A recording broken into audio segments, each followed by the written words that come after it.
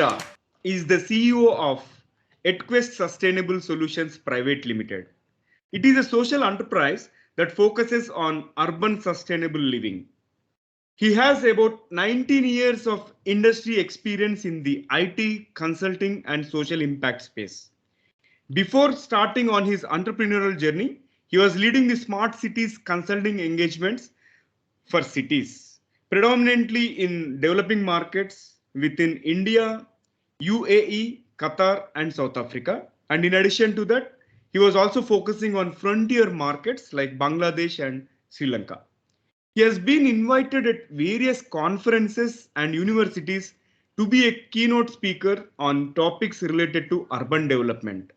He has been a member for technology and standardization initiatives at Bureau of Indian Standards and the Open Group, where he has advocated the use of technology adoption that drives impact on the key stakeholders, that is, the citizens themselves. Today, he drives the sustainable social and ecological impact at scale through his venture. In today's episode, let's learn more about Anveshi's journey in the domain of sustainability and also get his insights on career switches to sustainability, whether it is going to be a smooth or a bumpy ride. This is the Guiding Voice podcast series, TGV, for a better future. This podcast is to help professional students, IT employees, and entrepreneurs to shape their careers. Folks, if you have not rated our podcast on Apple, request you to provide your rating and leave your candid review. Because every rating and review will motivate us to bring in more and more useful content to you. And if there is a constructive feedback, it will be taken with right spirit and you will see us grow. This is your host Naveen Samala, and I have about 18 years of rich and diversified experience in the IT industry.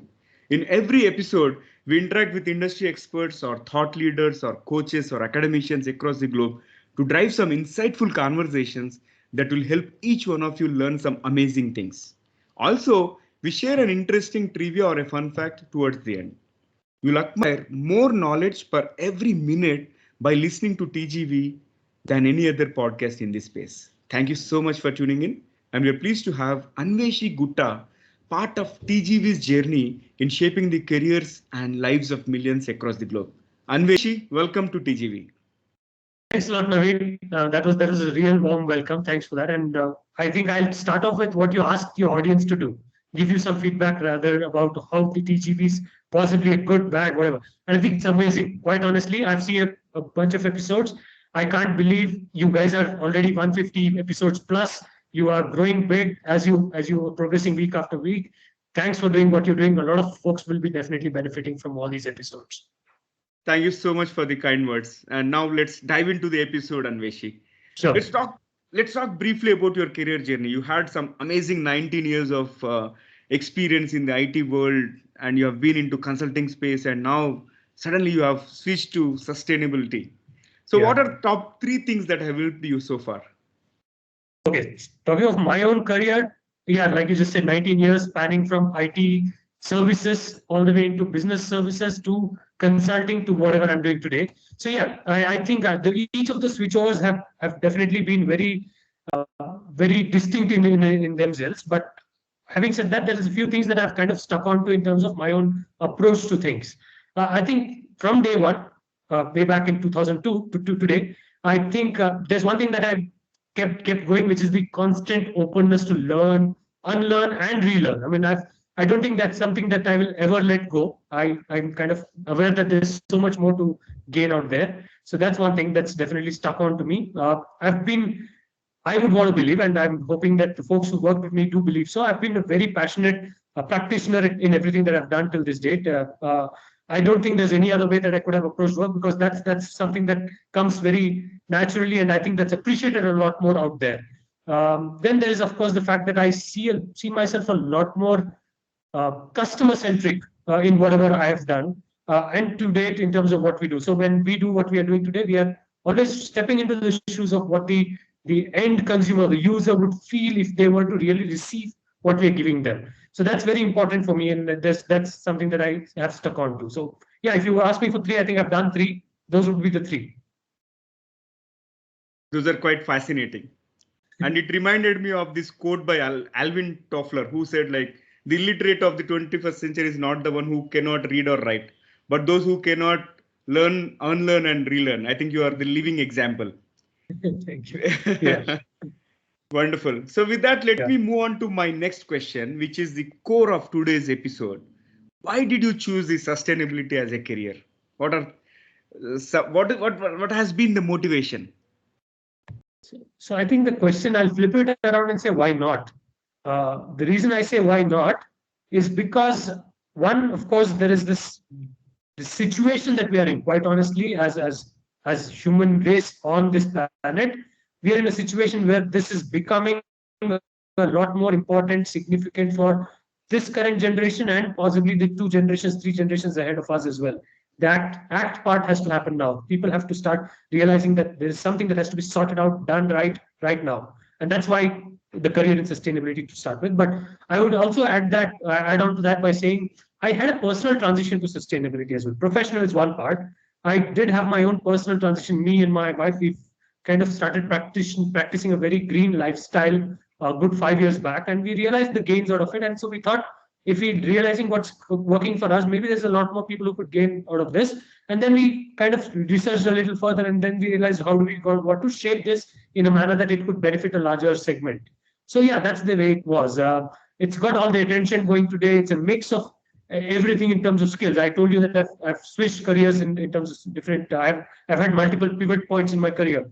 But if you look at where I am today, it's the coming together of everything that possibly I've gone through in my 19 years of career in that very sense. So yeah, why not? That's a fantastic perspective, I would say. And one thing that I like the most is you and your wife, like your family has been practicing this green lifestyle and wanted to take it to the world. What an inspiration. Yeah. Thank you. All right. Thanks for that. Yeah. All right. So let me move on to my next question. See, you had a very lucrative career in the IT consulting, right? How was your transition to the sustainability? Was it bumpy or smooth? Because you have changed your domain altogether.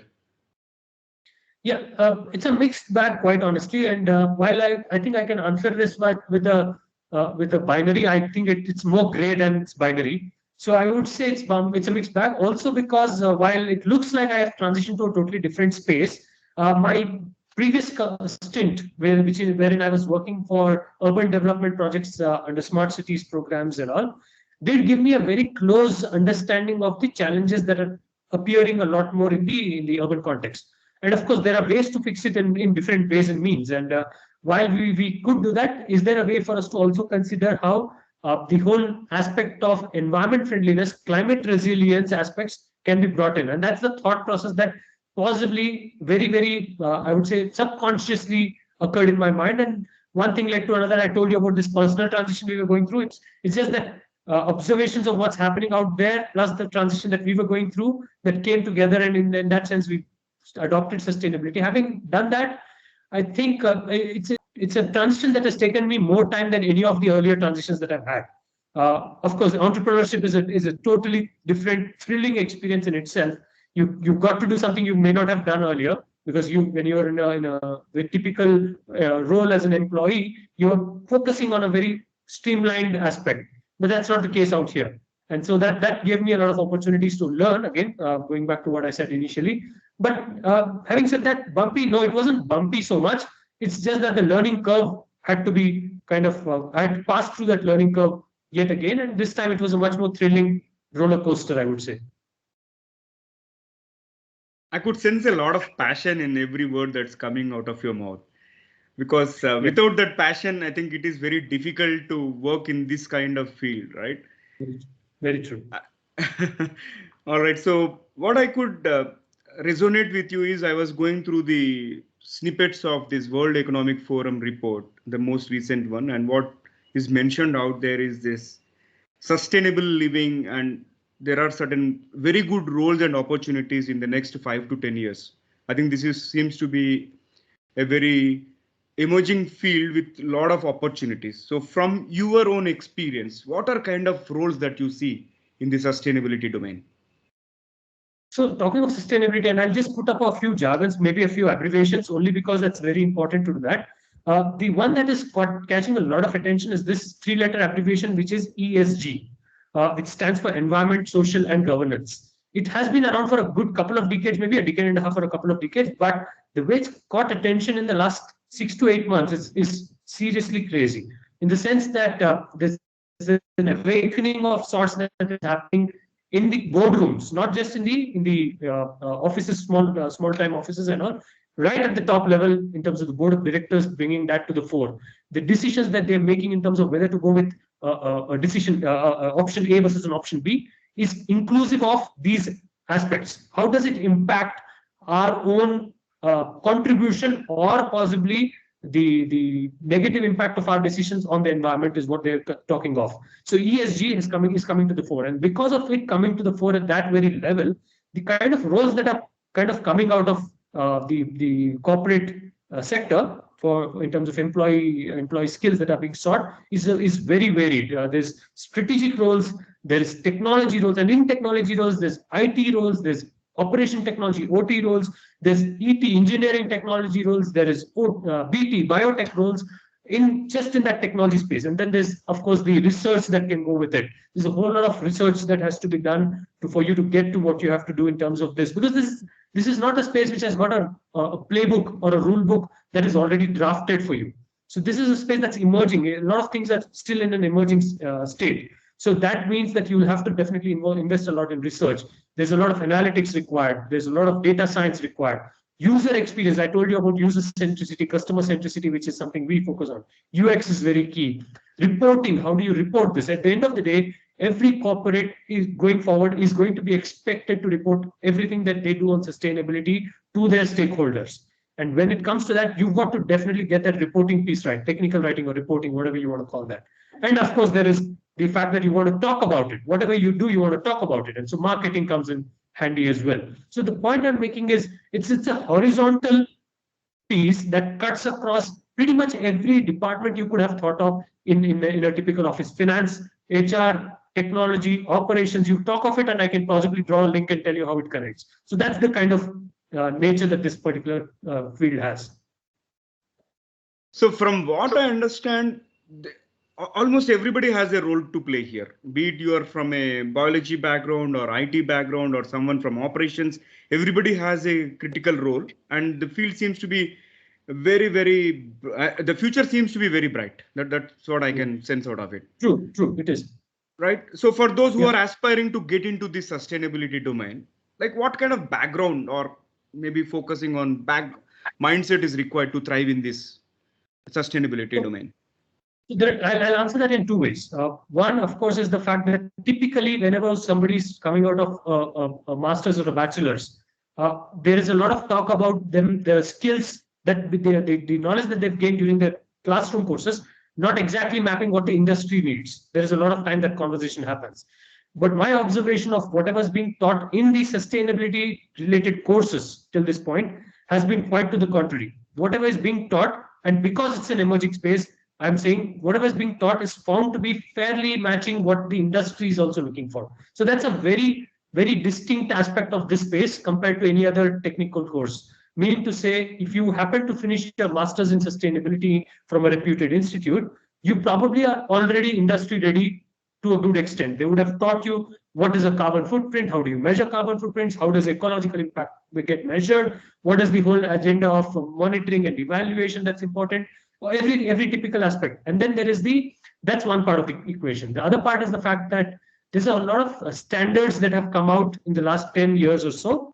And these standards have a lot of material that would be relevant for a professional to hone his or her skills before knocking the doors and saying, let me start a career. I mean, if you wanted to knock the doors of somebody who's running a sustainability related department, you may want to really hone your skills. And that honing part is far more easier because of the access to that standards materials that is out there. Whether you talk of the likes like GRI, I'm going to again throw in a few abbreviations, happy to elaborate, but GRI, there's something called SASB, which is called SASB.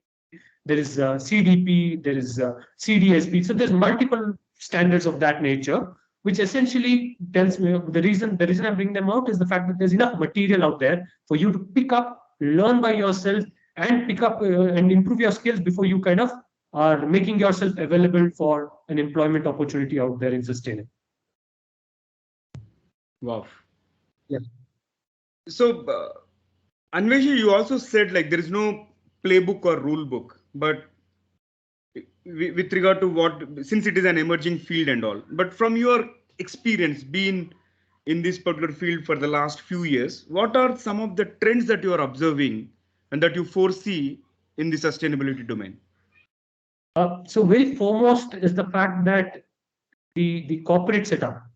There is a movement happening from what we have all witnessed for the last 20 odd years at least, in the sense of what we call capitalism, to what is now being called stakeholder capitalism. Point being, capitalism would have been very shareholder focused, very economic metrics focused. Stakeholder capitalism is a mixed bag. It's not only economic, but also what I was referring to earlier as ESG. How is it going to impact the KPIs on the environment front, the KPIs on the social front, the KPIs on the governance front? So it's a mixed bag. Now that's the shift that's happening. So you don't no longer look at it from a shareholder perspective only, but a mix of stakeholders. It could be your employees, could be your investors, could be your consumers, could be your suppliers, could be pretty much everybody that you would have interacted with in a typical day in your business. So that's the first shift that's happening. The second shift that's happening is the commitments that are coming out a lot more from countries and companies alike on going net zero. And that's a buzzword, quite honestly, at this point, because everybody wants to go net zero by a next date. But like I said, there's no rule book. There's also no clear sense of how they'll get there. At this point, they don't have a sense. Largest companies that you and me know of, Microsofts and the Googles of the world, have clearly called it out when they made a commitment saying, we know we're making a statement, we don't know how we'll get there. Quite honestly, there is no clarity of what technologies will emerge, but we are going to do this in the sense that we'll grow and step by step learn. We'll create a rule book, we'll create a playbook, we'll learn from it, but we'll get there. That's the kind of commitment that is coming out. So that's another trend that's coming out. Regulatory space again. In India, next year, April onwards, and this is probably another aspect that will be relevant for a lot of folks who are looking at shaping their careers on the lines of sustainability. In India, April onwards, there's going to be a new regulation that's going to be forced upon the top 1,000 companies that are on the share market. They will have to submit, along with their annual report, something called a business responsibility and sustainability report. This is meant for the top 1,000 companies, which is a large bucket, quite honestly. And these companies, mind you, may not, and in I would say in 8 out of 10 cases, will not have a sustainability team to do this for themselves. They need people to come and do it.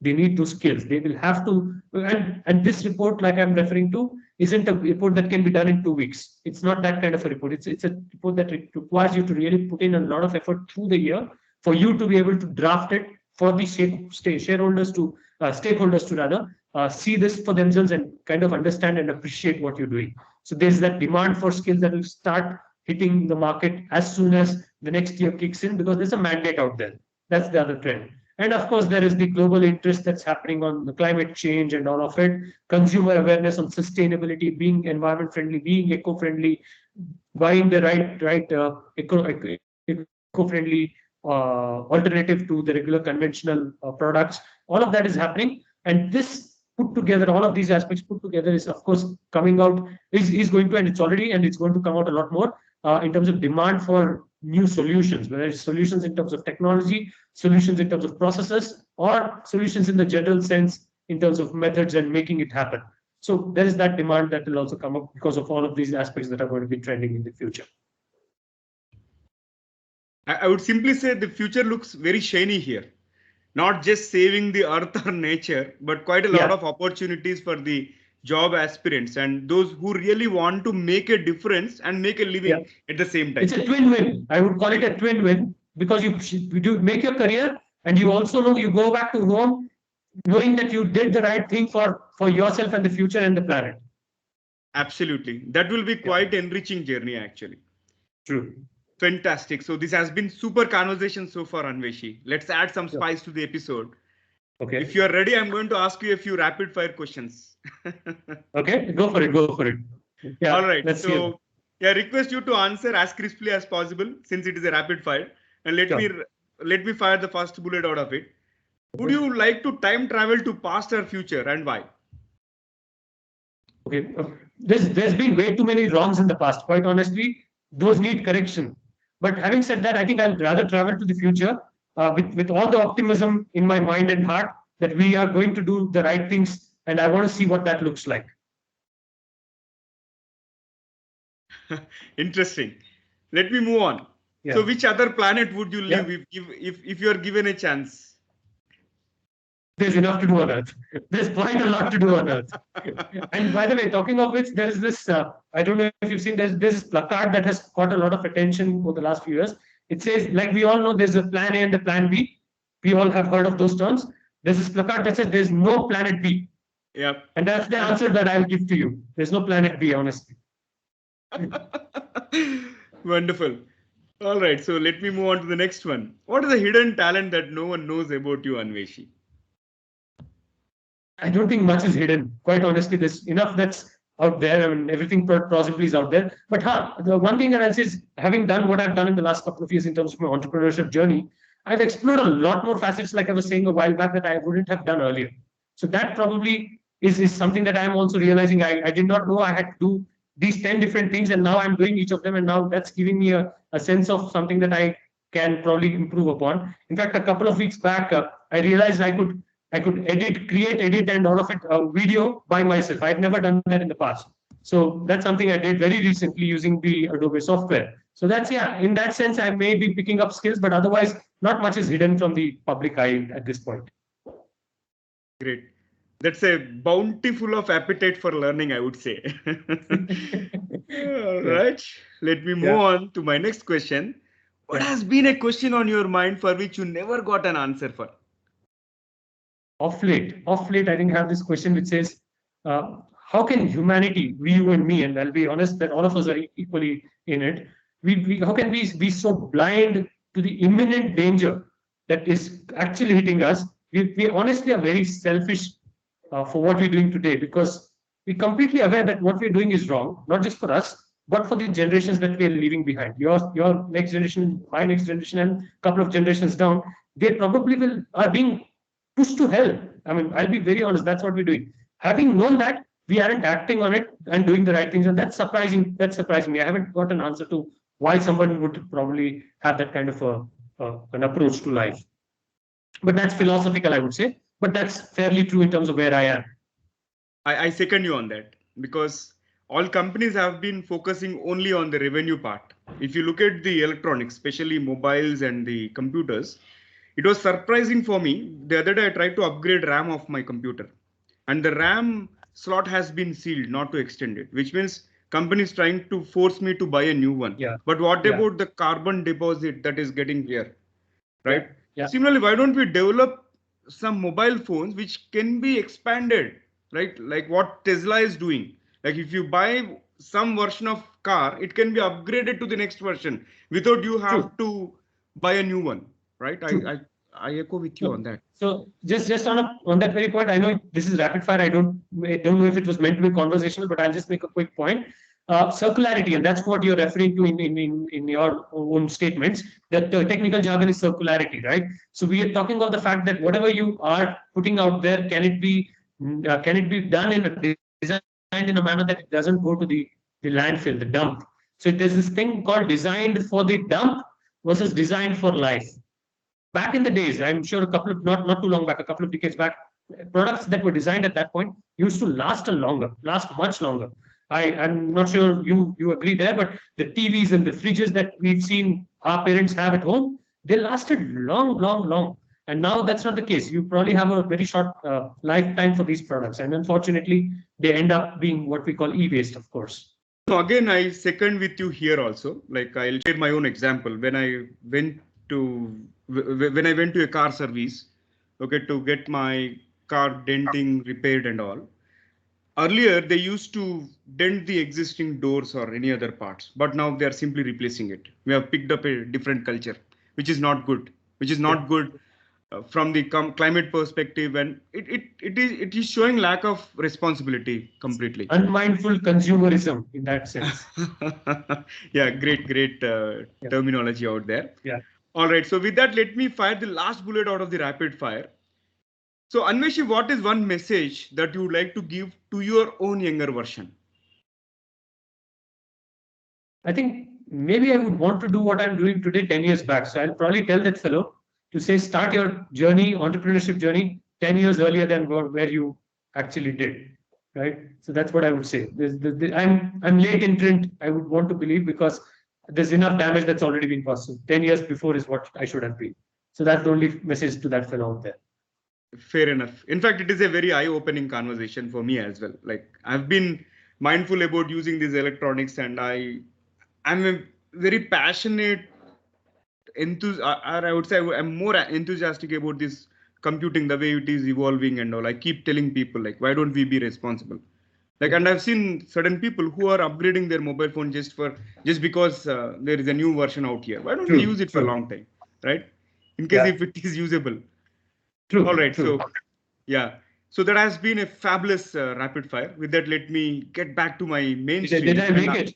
Absolutely. You made it. Okay.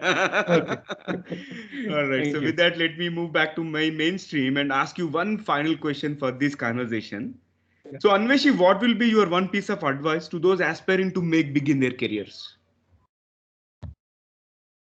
I think the whole, I'll probably go back to what I started with. Stay open to learning, and that will take care of a whole lot of things. These whole career choices, career decisions are at times not so smooth for everyone. And because they're not smooth, if you are open to learning, you will definitely transition into a smoother curve.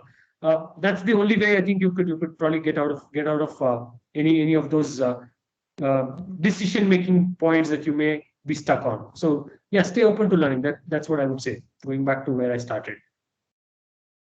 That's a profound statement. I think learning will take us long way, irrespective of what field we are in. Wonderful. So Anveshi, thank you so much for joining us today. It was a fabulous topic that we have discussed: sustainability, careers, whether it is going to be a bumpy or a smooth ride. And definitely it was a eye-opening conversation and a lot of insights which will be cherished by our audience. And thank you again. Sure. Thanks, Naveen. Thanks for having me. It was a pleasure being on this show. And I know the kind of success you're getting already. You're going to grow leaps and bounds. So all the best for everything that you're doing. Thank you. Thank you so much for the kind words and all the support. So audience, here is a question, like, in case if you are really looking at careers in sustainability, I know you might have already figured it out. In case if you haven't figured it out, you can reach out to Anveshi. His LinkedIn profile is published, and at the same time, you can also visit his website, which is also available in the show notes. And also, I have a question to you. In case if you are a seasoned expert in this area, what are certain things that you have done differently, and what helped you in terms of expediting your career? I would love to see your comments anywhere on our social media platforms. Thank you in advance. So folks, before we move into the previous section of today's episode, here is a request to all of you again. In case if you have loved this episode similar to how I did, and if you have found it useful, please share with at least 3 of your friends or colleagues who can benefit from TGV. Because the more you share, the wider we reach, and we'll get closer to our mission of reaching millions across the globe. Thank you so much again in advance. All right, so let's flip into the trivia section of today's episode. And today's trivia is about sustainable development. You know, what was decided when these world leaders have met in 2015 at New York as part of the Sustainable Development Goals, which was a successor to the Millennium Development Goals. I know you're thinking, but let me tell you. The leaders have framed about 17 goals for the participating countries. Okay, and which country do you think is going to complete the goals first?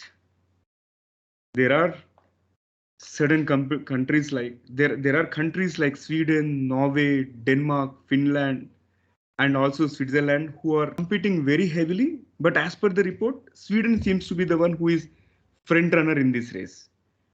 Anyways, there seems to be a lot of exciting stuff coming our way, and we are going to witness some innovations in this space which are going to benefit each one of us, and most importantly, protect the Mother Earth.